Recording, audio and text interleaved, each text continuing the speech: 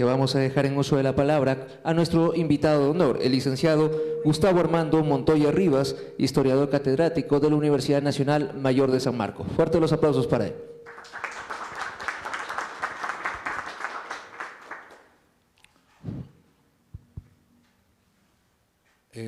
Buenas tardes con todos, señor gerente, señores regidores, amigos, amigas.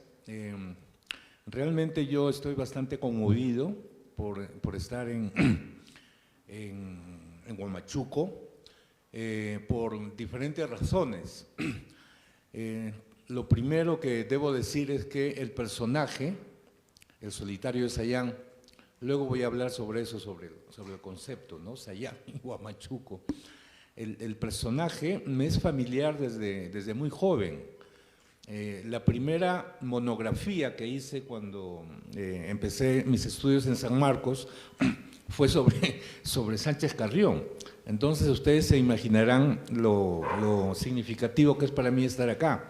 Pero además de eso, a través de la biografía de Sánchez Carrión, yo me especialicé en el tema de la independencia. Me especialicé en el estudio de fines del siglo XVIII y el siglo XIX, que es una época de grandes cambios en todo el mundo, en el mundo moderno. Entonces, Sánchez Carrión es, voy a decir al inicio lo que pensaba decir al final, es una leyenda viva, es un héroe cultural, es un personaje que permanentemente es objeto de nuevas investigaciones, no solo en el Perú.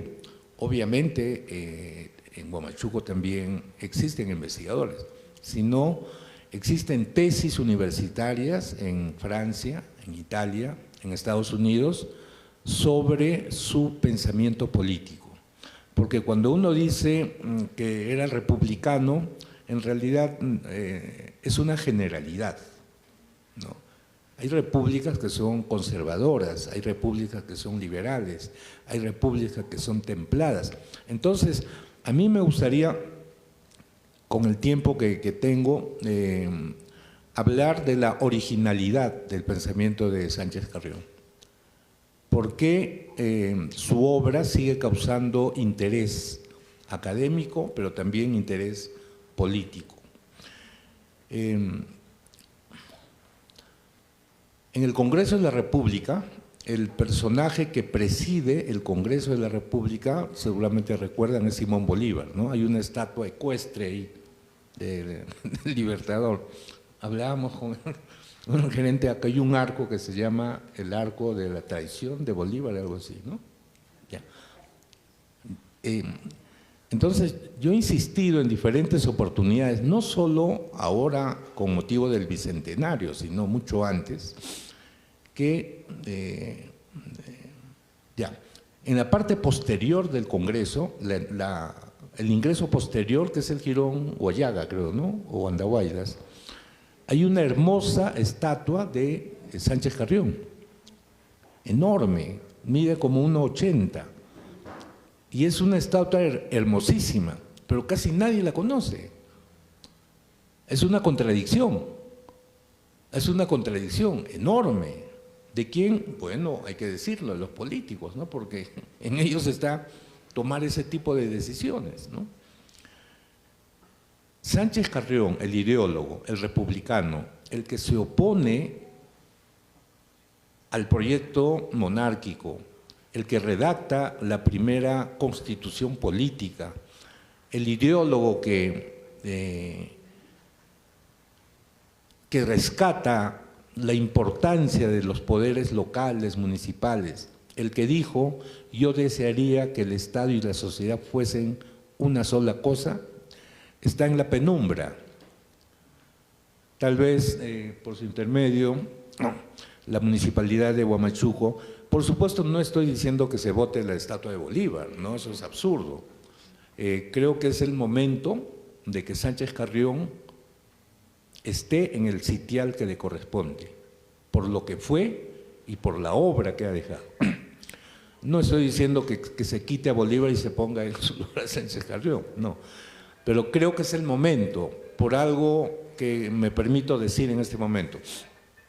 En realidad, en noviembre del 2023 se va a festejar el bicentenario de la República, porque es en noviembre de 1823 que el primer Congreso Constituyente decide que el Perú va a ser una república soberana y popular. Sabemos, el 2021 se conmemoró, no se festejó en realidad por la pandemia y todas estas cosas, se conmemoró la proclamación de la independencia en Lima. Eso no es república. Luego de la proclamación de la independencia, lo que se establece es el protectorado con San Martín. Y el proyecto de San Martín era establecer una monarquía constitucional. Eso no tiene nada que ver con república. Entonces son fechas que me parece deben tomarse con la seriedad, porque es como el cumpleaños de una persona o la muerte de un familiar, ¿no? Son hitos que construyen la memoria. ¿Qué sería de una persona si no tiene recuerdos? ¿Qué sería de una persona si no tiene recuerdos? Si no sabe dónde nació, cuándo nació, quién es.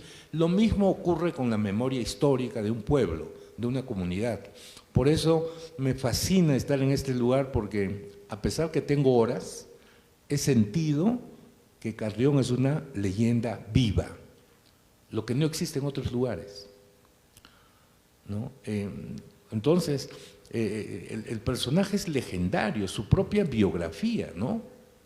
Cuando el rey Pezuela visita el Convictorio de San Carlos, donde él estudió, el Convictorio de San Carlos es la actual Casona, en el Parque Universitario. Es un local que fue fundado por los jesuitas, cuando los jesuitas son expulsados del Perú, en 1766, pasa al gobierno virreinal, ¿no? Y es el Convictorio de San Carlos. Bueno, ahí estudió Sánchez Carrión. Cuando el virrey Pezuela hace una visita, ordena una visita para ver qué están estudiando, ya está Toribio Rodríguez de Mendoza, el gran reformador del Convictorio y el maestro de Sánchez Carrión, porque lo conocía antes de ser estudiante. El virrey Pezuela ordena que se cierre el Convictorio y expulsa al Sánchez Carrión de Lima. Y es la frase de Pezuela: en este Convictorio hasta los ladrillos son rebeldes o insurgentes. Obviamente se estaba refiriendo a Sánchez Carrión. Previamente, él había sido elegido para dar el discurso de orden cuando es elegido Baquíjano y Carrillo, el gran liberal peruano, limeño, el que defiende a Túpac Amaru. Imagínense lo que fue en esa época defender a Túpac Amaru. Es una audacia, ¿no? Lo castigaron, ¿no? Ahora, 200 años después, uno puede sonreír, pero no sé, pues podemos poner tantos ejemplos actuales, ¿no? El que es elegido para dar el discurso de orden en homenaje a Baquíjano, que había sido elegido o electo secretario de Estado en el periodo liberal en España, es Sánchez Carrión. Y si uno lee con cuidado el discurso de Carrión en esa oda a Baquíjano, va a encontrar lo que luego va a desarrollar como congresista, como ideólogo. Entonces, es un personaje fascinante. Cuando en 1813, por ejemplo, el liberalismo gaditano español, que es cuando se establece, España invade Francia en 1808. Hay una guerra en España, ¿no? Todo Hispanoamérica se estremece y empieza el movimiento separatista en todo el continente. En Lima se produjeron las rebeliones de Huánuco y luego la del Cusco. Huánuco 12, Cusco 14, 15. Se establece la Constitución Liberal, 1812, que indicaba que debían realizarse elecciones para elegir alcaldes y diputados. El año 13, cuando se están realizando las elecciones para diputados, Carrión sale a las calles, es jovencísimo, exigiendo al pueblo que haga uso de su derecho constitucional. Hay un informe secreto que el virrey Pezuela manda elaborar, donde aparece Sánchez Carrión como un radical en la época, ya republicano. Entonces, me estoy adelantando, señalando todas estas cosas para decir que su biografía es una leyenda, es apasionante, es un personaje romántico. Qué hermoso sería que se haga una película o se escriban, hay novelas sobre Sánchez Carrión, ¿eh? o un documental rescatando estas facetas, ¿no? Yo lo imagino cruzando los Andes. ¿Ustedes se imaginan la ruta que hizo Carrión de acá, desde Huamachuco hasta Ayacucho? Todo Huaraz, todo Huánuco, todo Junín. Y ojo, es la campaña final, ¿no?, del año 24. Él tenía problemas de salud y es por eso que él fallece en Lurín. Pero bueno, me voy a ordenar un poco, solo para tener una idea general del personaje, ¿no? Los estudios que tiene en el seminario en Trujillo, en San Marcelo, de alguna manera preparan a Carrión para lo que luego fue. Por ejemplo, los idiomas, ¿no? Él sabía latín y sabía griego, por lo tanto, tuvo acceso a fuentes directas, y esto es bien importante. Es como si alguien, por ejemplo, un filósofo quiere hacer su tesis sobre Kant o sobre Hegel, tiene que saber alemán. Por ejemplo, un investigador italiano que viene, y lo hay, a hacer una tesis sobre la obra de Vargas Llosa, lo primero que le exigen es aprender el español, porque Vargas Llosa ha escrito en español su obra, ¿no? Entonces, ese es Carrión, 14, 15 años, ya habla, conoce el latín, conoce el griego, por lo tanto, tiene acceso a las fuentes directas, a los clásicos griegos y romanos, latinos. Y ustedes saben que, esto lo saben muy bien los psicólogos, la mejor edad para incorporar nociones básicas, complejas, es la adolescencia, ¿no? Conceptos, es como un sello. Entonces, cuando Carrión llega a Lima, al convictorio, es una mente brillante. Y como una mente brillante, destaca rápidamente. Y porque destaca es que lo nombran profesor, jovencísimo. Y por todos estos elementos es que lo eligen, lo que ya había dicho, ¿no?, para que dé el discurso de elogio a Baquíjano, y ese discurso es criticado por el virrey, porque indirectamente Carrión está diciendo, si todos reivindica, y esto es importantísimo, la carta de Juan Pablo Vizcardo y Guzmán. Si uno compara los documentos, se da cuenta con toda claridad.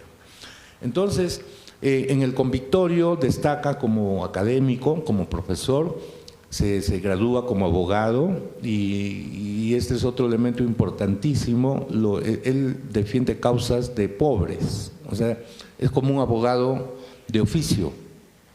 Personas que no tienen dinero para contratar a un abogado, el Estado les provee, ¿no? Entonces, desde temprano, Carrión se familiariza con temas sociales, con las necesidades del pueblo. Entonces, ya cuando San Martín llega, cuando la Expedición Libertadora llega en septiembre de 1820, ya Carrión está en una actividad frenética. Hay que decir lo siguiente, que antes que se proclame la independencia en Lima, en los pueblos del interior ya se había proclamado la independencia. Por ejemplo, en Tarma se proclama en noviembre de 1820. En Trujillo también se proclama en diciembre, del mismo año. En Chachapoyas, en fin, en Ica, en Jauja. Carrión seguía toda esa secuencia de cómo los pueblos se adherían y se manifestaban antes que en Lima en favor de la independencia. Por eso él regresa a Huamachuco, primero a Trujillo y luego a Huamachuco, para participar de este acto, que es fundamental. Durante el gobierno, durante el protectorado, él desempeña un puesto que también es importante, que es fiscal de libertad de imprenta. ¿Qué significa esto? Que la comisión, ustedes saben que la Inquisición revisaba todos los libros que llegaban al virreinato peruano, ver qué se lee y qué no se lee, ¿no? La censura intelectual, ¿no? Era muy fuerte. Ahora, no hay una investigación detallada por qué Carrión es designado o él pide formar parte de esta instancia. El punto es que él está como fiscal en la Comisión de Libertad de Imprenta, lo que permite que, y en esto sí hay estudios, a partir del año 21, que se proclama la independencia y que el virrey La Serna se retira primero a la Sierra Central y luego, y esto es importante de tener en cuenta, cuando San Martín proclama la independencia en Lima, en julio del año 21, el ingreso es pacífico, ¿no? Es lo que yo llamo una independencia controlada. Antes que San Martín ingrese a Lima y que el virrey La Serna salga de la ciudad, ambos se reúnen en Punchauca, ¿no? Es una casa hacienda que está a la salida de Lima en dirección a Canta. El temor era que de la élite en Lima, que los libertadores, soldados chilenos, argentinos, también habían europeos, incendien la ciudad, arrasen Lima. Entonces llega un acuerdo y el virrey luego establece su gobierno en el Cusco hasta diciembre de 1824, son 5 años de guerra. En todo ese tiempo, a Lima ingresa una cantidad impresionante de literatura liberal y el que hace posible o gestiona es Carrión. Es Carrión. El sentido común, por ejemplo, de Thomas Paine, que es un liberal norteamericano muy importante, se empieza a vender en Lima en abril de 1822. Se vulgariza y se populariza, la carta a los españoles americanos de Juan Pablo Vizcarra y Guzmán. Entonces tenemos ahí a Carrión activo en todo momento. Y no voy a poder decir todo por falta de tiempo, pero quiero marcar un hito que es fundamental. Cuando la sociedad patriótica, ¿no? Que es lo que creo todos están familiarizados, ¿no? Cuando se establece la sociedad patriótica, el objetivo es crear el ambiente intelectual, el ambiente académico, es todavía el protectorado, ¿no? Y es Monteagudo el personaje, el ideólogo, ¿no? El tucumano, Monteagudo. Al crearse la sociedad patriótica, en marzo del año 22, el objetivo era establecer el ambiente intelectual, político, académico, para dirigir la opinión en Lima, sobre todo, pero también en provincias, en regiones, para que se establezca, se discuta que lo mejor es una monarquía constitucional o una república moderada, ¿no? Moderada. Esto significa limitar las libertades políticas, pero respetar las libertades civiles. ¿Qué significa esto en términos de gobernabilidad? Que la elección del rey o el regente o el presidente, lo que fuera, debía ser realizado por una élite y que el pueblo no estaba en condiciones de elegir. Y esa es la discusión en realidad, ¿no? Esa es la discusión en la sociedad patriótica, si el Perú está preparado o no para ser república, si existen las condiciones o no para que exista un gobierno popular con un congreso, lo cual implicaba elecciones. Ese es el gran debate en la sociedad patriótica. Pero al tiempo que se está produciendo este debate, y Carrión envía las 2 cartas, ¿no?, que se introducen casi a la fuerza, porque Monteagudo se da cuenta e intenta que no se lean los documentos, pero igual los documentos saltan a la prensa y el pueblo se entera y se empieza a discutir ya en otros términos. Pero ¿quién es el que establece el parteaguas? ¿Quién traza la raya? Es Carrión. Cuando uno lee ese documento, que es bastante complejo, es bastante denso, hay que tener ciertas nociones de derecho de gentes. Hoy día me he encontrado con un joven estudiante de Derecho que está haciendo una tesis, me parece, sobre eso. En las dos cartas, Carrión es impresionante porque él es el ensayo,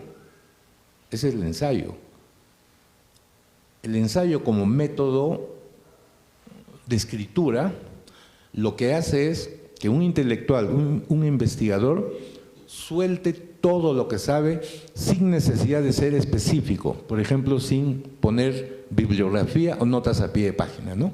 Que le da consistencia académica a un texto.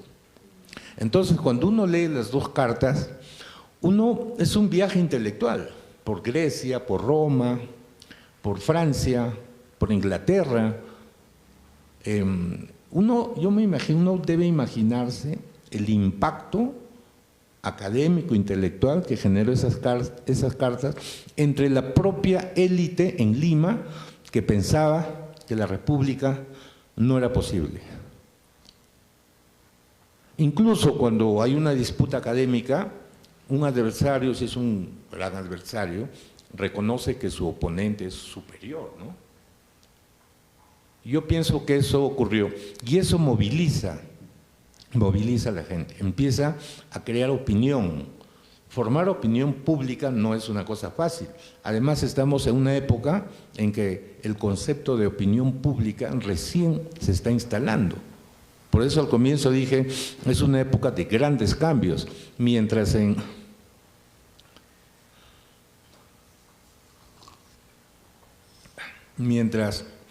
Europa todavía prevalecen las monarquías, el Nuevo Mundo está apostando por repúblicas, ¿no?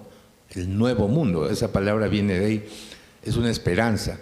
Entonces, en julio del año 22, en Lima, cuando San Martín viaja a Guayaquil para entrevistarse con Bolívar, porque hay que decir esto, hasta la batalla de Junín, las principales batallas habían sido triunfos españoles. Acá veo a dos militares que seguramente conocen muy bien este tema. La batalla en Ica fue una derrota patriota. La batalla en Torata y Moquegua fue otra derrota patriota. La batalla en Cepita, bueno, hay una discusión, Cepita, en Puno, en agosto del año 23, Santa Cruz comanda la expedición, va con 6.000 hombres y regresa con 500 hombres, es una derrota, ¿no? Bueno, luego de todas esas derrotas, era obvio que el protectorado no funcionaba, ¿no? Entonces, en Lima la gente empieza, no solo en Lima, también en las regiones, las guerrilleras, los guerrilleros, los montoneros en el norte, bueno, todo el norte se convirtió rápidamente en la reserva patriota, ¿no? Con Trujillo como capital de todo el norte. En la Sierra Central está el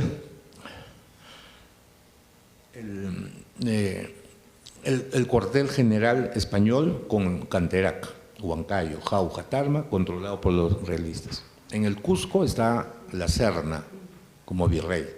La Serna está gobernando con la Constitución que había sido reinstalada en 1820. Es un régimen liberal. Entonces el ambiente es explosivo. Cuando San Martín sale de Lima a encontrarse con Bolívar en Guayaquil, se produce un motín, una movilización, donde hay estudios sobre esto, donde participa la élite republicana, propietarios, incluso aristócratas, pero también el pueblo. Uno de los que anima en estas protestas es Carrión, con Mariátegui y Luna Pizarro, pero también Ribagüero, que se unen pidiendo la caída de Monteagudo, y Monteagudo cae. 25 hasta el 29 de julio, Lima en movimiento. ¿Qué piden? Que se vaya Monteagudo. El ejército trata de sostenerlo. No se olviden que el ejército libertador está compuesto básicamente por tropa extranjera, ¿no? De la periferia, tropa republicana. Entonces, la caída de Monteagudo hace que se convoque a elecciones. Voy a abreviar eso. Carrión es electo diputado y uno puede ver ahí en la configuración del primer congreso el puesto honorífico de primer presidente es al maestro de todos ellos, ¿no? A Toribio Rodríguez de Mendoza, que nació en Chachapoyas y que había sido maestro de Carrión, o Carrión discípulo de Toribio. Los puestos más importantes los tiene los jóvenes más brillantes, Carrión, Mariátegui y Olmedo.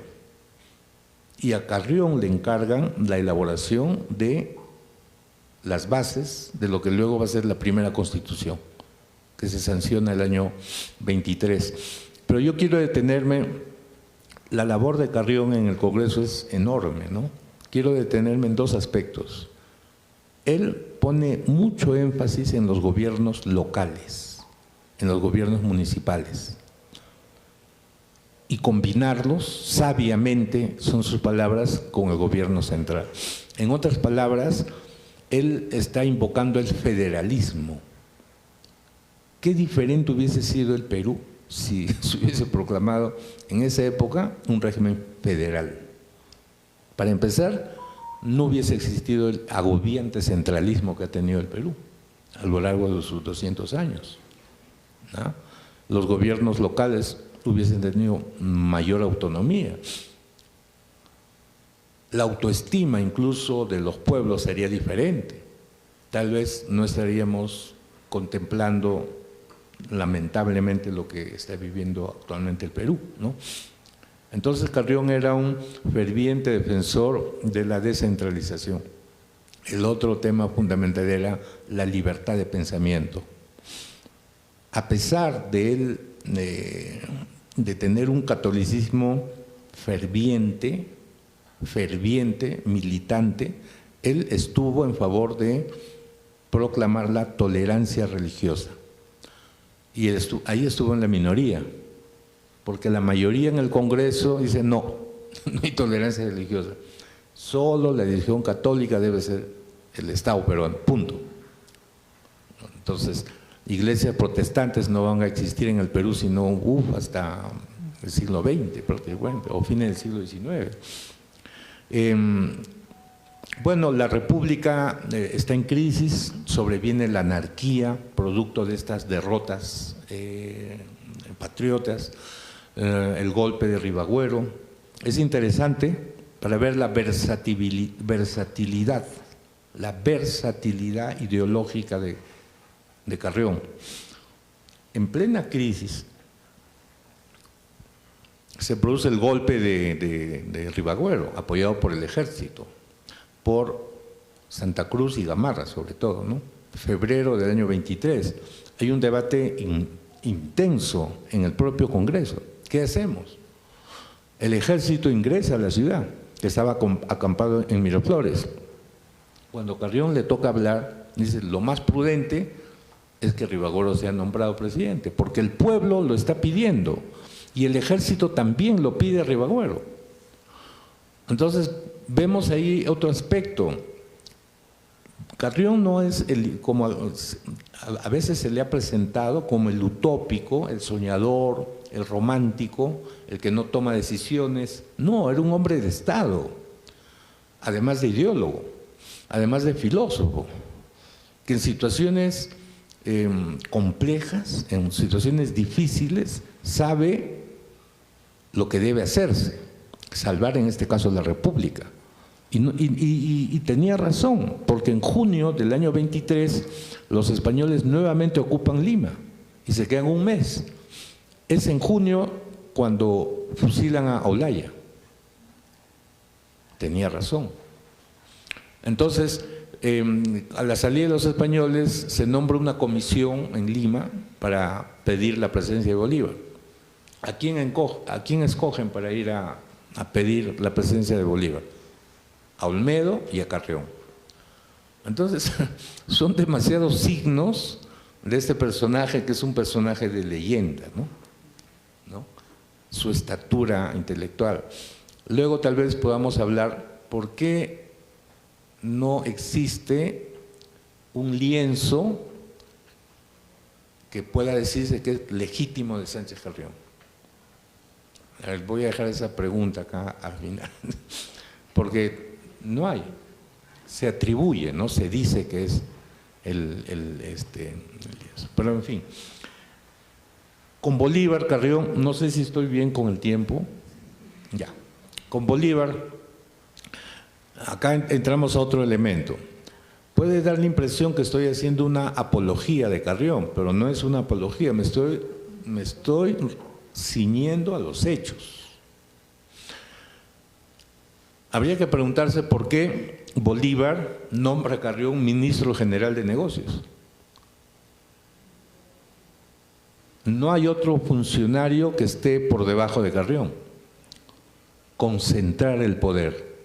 Podía haber elegido a Ribagüero, podría haber elegido a Luna Pizarro, podría haber elegido pues, a Mariátegui, no sé, a Ostolaza, a Otero, a Unanue el sabio, Hipólito Unanue, que había sido médico en España de los Reyes, que había sido el principal consejero de Abascal, de Pezuela, de la Serna, que tenía contactos con la Academia Francesa, con la Academia Inglesa. Realmente era un sabio, Hipólito Unanue.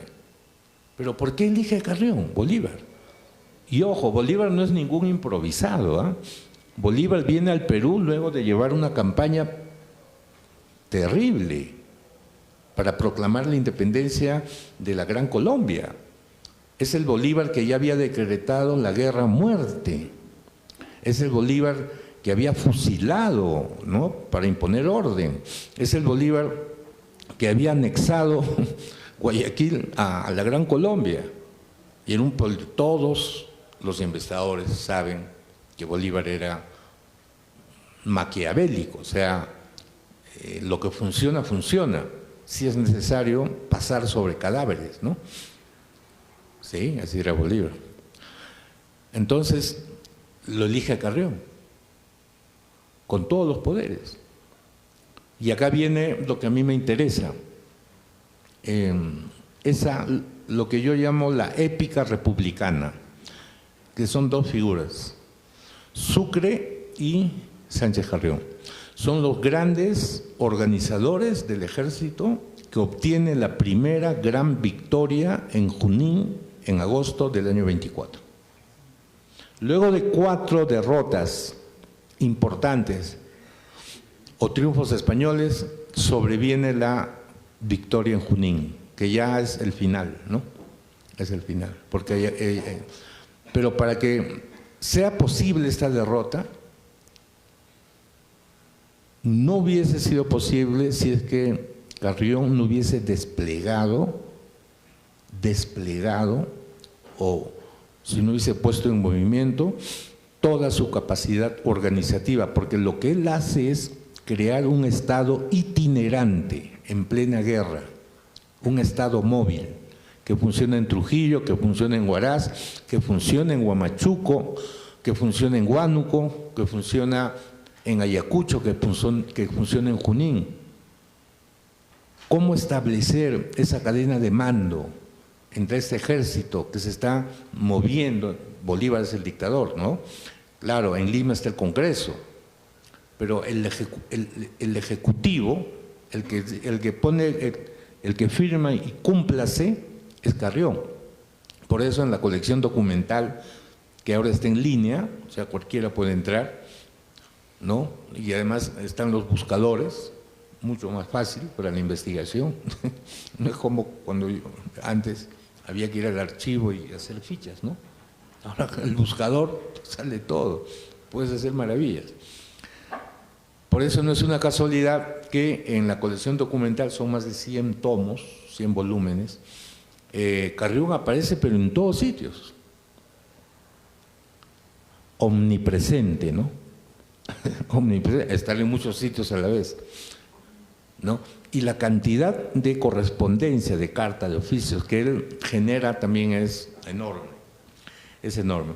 Entonces, la épica republicana, la épica plebeya, cuando los pueblos deciden, y este es otro tema que hay que tener presente, luego porque se piensa que los grandes cambios son hechos por los grandes hombres, no, pues también el pueblo participa, ¿no es cierto? Luego del desánimo de muchos pueblos, sobre todo en el teatro de la guerra, que es la Sierra Central, veían a las tropas colombianas como tropas invasoras, pero realmente lo eran. Igual, las tropas chilenas, la tropa argentina que llega al Perú, fueron vistas en esta doble dimensión.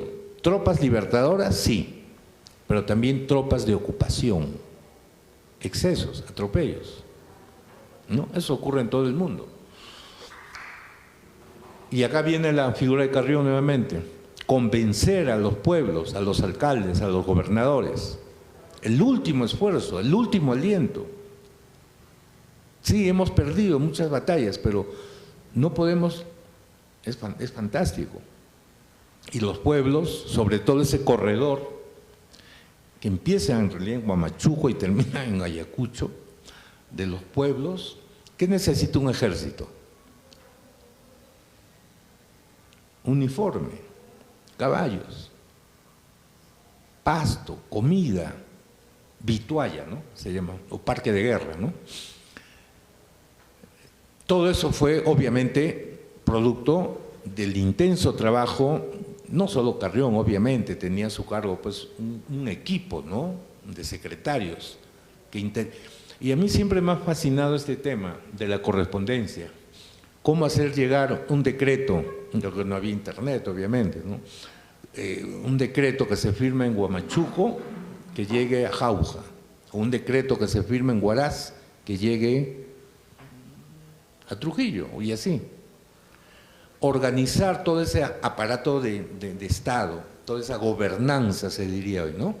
Esa gobernanza es del ideólogo, del intelectual, del maestro universitario que fue Carrión. O sea, es un personaje múltiple. Luego del gran triunfo en Junín, había que consolidar la victoria. Bolívar no está en Junín, porque el Congreso en la Gran Colombia no le permite estar en la batalla Bolívar no está en Ayacucho. Y en Junín él ve la victoria de lejos, ¿no? No digo que tenía que haber estado, no, tenía que dirigir la guerra, ¿no? Pero lo de Junín es también un caso épico, ¿no? Porque esa ya casi era una victoria española. Suárez y Rázuri desobedecen la orden de la Mar, que dice mejor retirarse y preservar la caballería, sobre todo, que es el arma decisiva en esa época, ¿no? La primera carga es la caballería. Y la caballería española tenía un prestigio, pero impresionante, justamente por las victorias anteriores que habían tenido. Y lo más importante, la tropa española era tropa que tenía sueldo, salario al día. El ejército patriota no, en debacle, no tenían los sueldos fijos, o al día, digamos, ¿no? Entonces, en Junín empieza el inicio de la derrota española. Bolívar regresa a Lima y es Carrión el que va a Ayacucho. Y desde Ayacucho sigue como funcionario de Estado. No descansa. Entonces, este es el personaje, a grandes rasgos. multifacético, legendario, romántico. Hay una carta conmovedora luego de Ayacucho, que está en la colección documental. Carrión le dice a Bolívar: mi general, bueno, la campaña está terminada. Le dice: bueno, mi sueldo, páguenme. O sea, no tenía ingresos económicos. Una vida monacal, ¿no? Humilde. O sea, el funcionario, el primer ministro de la época, le manda una carta a Bolívar casi implorándole: no tengo con qué mantener a mi familia. Se había olvidado de él mismo, Carrión. Y esta es una lección de desprendimiento enorme. Desprendimiento, servicio público. Es larguísimo. Carrión es un personaje que merece investigarse con más profundidad. Una de las leyes que él da, ¿saben cuál es? Acá, en Huamachuco, cualquier aspirante a funcionario público hay un cuaderno. Cualquier poblador puede venir y escribir lo que sabe o piensa de esta persona. No hay que olvidar que estamos en el antiguo régimen, donde el concepto de individuo recién está emergiendo, ¿no? Donde la ciudadanía es una aspiración, el sentido común, las costumbres, las ideas todavía tienen un componente jerárquico, estamental, pero Carrión se conduce como un hombre moderno, como un ciudadano, donde todos son iguales ante la ley. Esto ahora nosotros lo decimos y lo entendemos, pero hace 200 años, en Europa no hay repúblicas, no hay, todas son monarquías. Y hay otra carta muy conmovedora de Carrión a Larrea, es un diplomático peruano que viaja de la joven república, que era su gran amigo, le dice que le envíe libros franceses e ingleses, lo último, con lo cual tenemos otro elemento, es un intelectual que está permanentemente actualizado. No es el teórico que pone en movimiento lo que ha aprendido hace 15 años, no, sigue leyendo, sigue leyendo. Les voy a decir, ya para ir terminando, no es fácil leer las dos cartas que firma con el seudónimo El Solitario de Sayán. Son cartas con una densidad teórica profunda. Son cartas que tienen una densidad doctrinal, teórica profunda. Y era necesario que escriba en esos términos justamente para convencer a la élite académica de su época, a Pérez de Tudela, que era promonárquico, o al cura Moreno. Entonces, y tan joven, ¿no? Con esa precocidad, sin duda alguna le valió mucho la geografía tiene que ver muchísimo con las habilidades intelectuales. Hay estudios recientes que se hacen, la sensibilidad estética o científica, en general, la sensibilidad del aprendizaje de un niño que nace en contacto con la naturaleza es mucho más rica de un niño que crece en una ciudad. Entonces, cuando uno ve el paisaje, ve la naturaleza, ¿cómo no? Quisiera terminar esta charla, esta conversación, y sería fantástico si hay preguntas. Al final, luego de Ayacucho, Carrión es designado, es elegido para crear el Gran Congreso en Panamá, de todas las naciones libres. Y los teóricos de todos los tiempos, el documento que él elabora con Bernardo Monteagudo la circular, ¿no?, que envían a todos los países, invitándoles y señalando las razones históricas por las cuales América debía tempranamente unirse, están en ese documento. Y ese documento también es hechura de Carrión, en colaboración con Bernardo Monteagudo. A pesar de las diferencias enormes que tuvieron Carrión y Monteagudo, hay una carta. Monteagudo regresa a Perú porque es expulsado, ¿no? Monteagudo regresa con Bolívar. Monteagudo llega a Huanchaco en enero del año 24. En Trujillo se reencuentran, se reconcilian, porque finalmente tienen que colaborar como funcionarios civiles, ¿no? Y están las célebres charlas, pues, que sostenían ambos, ¿no?, Carrión y Monteagudo, en los campamentos militares de esa campaña. Entonces, el año 25 los tenemos a los dos colaborando para crear las condiciones que permitan una alianza de todos los países hispanoamericanos. Su fallecimiento causa conmoción. El trabajo en el gabinete era intenso, pide permiso a retirarse a Lurín. En Lurín presenta una mejoría y para consolidar, digamos, su restablecimiento sale a trotar, y justamente cuando trota es que se le abre un aneurisma que tenía, ¿no?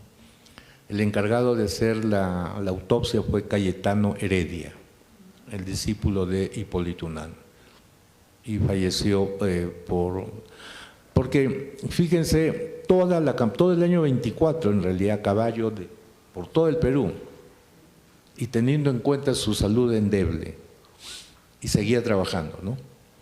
Entonces, amigos, Carrión es un personaje que merece ser restituido al sitial que la República, que la historia del Perú tiene, por múltiples razones, porque es una vida ejemplar y debe convertirse en una leyenda viva, no solo para el norte, sino para todo el país.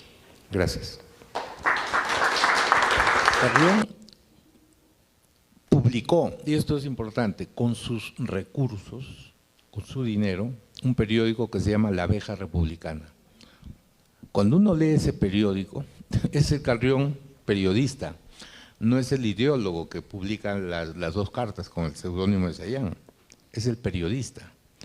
Y uno va a encontrar ahí artículos fantásticos, la defensa de la aptitud civil, nobleza, que son títulos, ¿no? Aptitud republicana.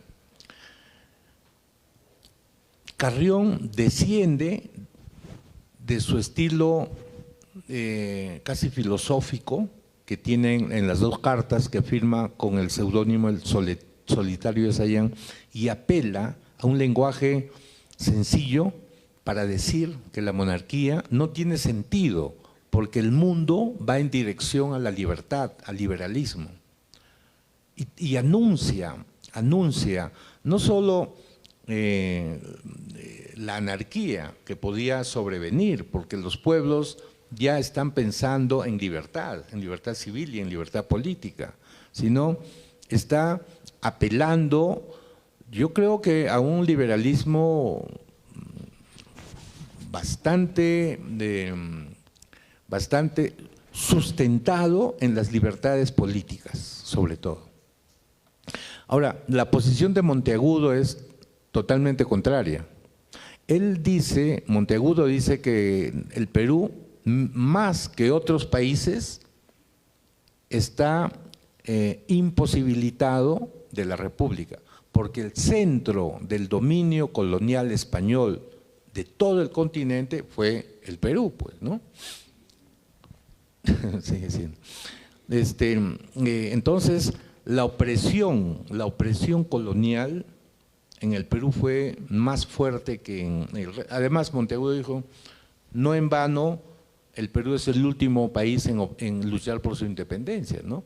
Porque la revolución hispanoamericana separatista empieza en Buenos Aires y luego en Caracas, en los dos extremos de América. Por eso fue, Monteagudo también de alguna manera tenía razón, ¿no? En el sentido de que, no estoy diciendo que tenía razón para la monarquía, sino que las condiciones del aparato colonial habían sido más fuertes, más perversas en el virreinato peruano, ¿no? De alguna manera, Monteagudo lo que estaba planteando era un gobierno de tipo aristocrático, de tipo aristocrático, porque durante el protectorado, ¿qué hacen? Crean la Orden del Sol. Ese es un elemento fundamental, porque eso crea y establece distinciones sociales, jerarquías, ¿no? Los que son miembros de la orden y los que no son miembros. El objetivo es crear élites, ¿no? Crear una sociedad estamental, ¿no? Carrión combate eso, combate intensamente esas posiciones de reinstalar un régimen estamental con nuevos términos, ¿no? Contra eso es que Carrión se opone. Ahora, ¿qué unía a Carrión con Monteagudo? Ambos querían la independencia. Eso es lo que puedo decir. Creo que tiene que ver mucho con la voluntad,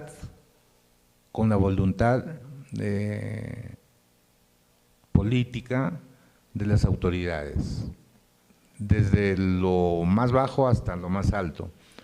Lo que tú estás diciendo, de divulgar la obra de Carrión. Porque lo que les he dicho, ¿no? Las dos cartas son bastante complejas. Yo dudo que un alumno de tercero y secundaria entienda la complejidad, pero se puede empezar con sus otros textos que están en la Abeja Republicana, por ejemplo. En la Abeja Republicana, o están en el Correo Mercantil, ¿no? Su correspondencia, que es riquísima, son tratados de moral. Uno de los principales asesores de Bolívar, Tomás Jerez, un colombiano que murió también asesinado, decía que Carrión era casi puro, que escribía tratados de moral, La moral se ocupa del bien y del mal, ¿no? O sea, lleva hasta las últimas consecuencias la conducta humana. Sí.